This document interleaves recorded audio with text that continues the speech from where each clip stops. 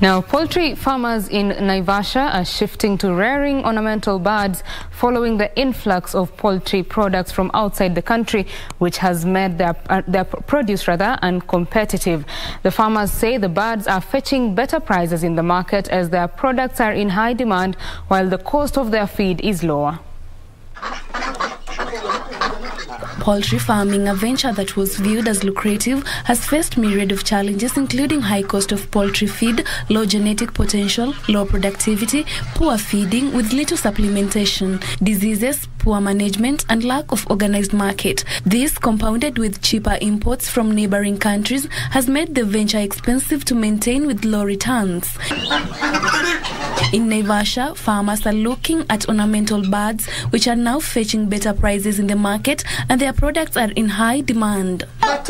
Joyce Wakira, an ornamental bird farmer, says she was attracted to the venture by the low cost of production, as she and her colleagues use locally produced feeds.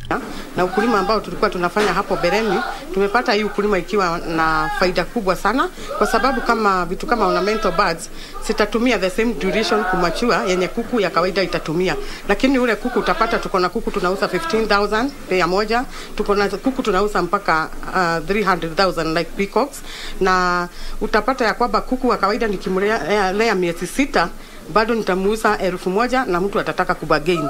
The farmers are targeting the local market and are seeking support from the government to access the international markets. Farmers as far as Nyandarua County have also embraced ornamental bird farming and echoing the same sentiments of expensive cost of production. Kirudi huko kwetu Nyandarua, Manyata, tutafanya hii kazi ya madege kwa sababu tumesikia hii ni kazi nzuri na inaleta faida sana. Tabama kubwa tumeanza kushindwa ni masaba ya inatusaidia nini?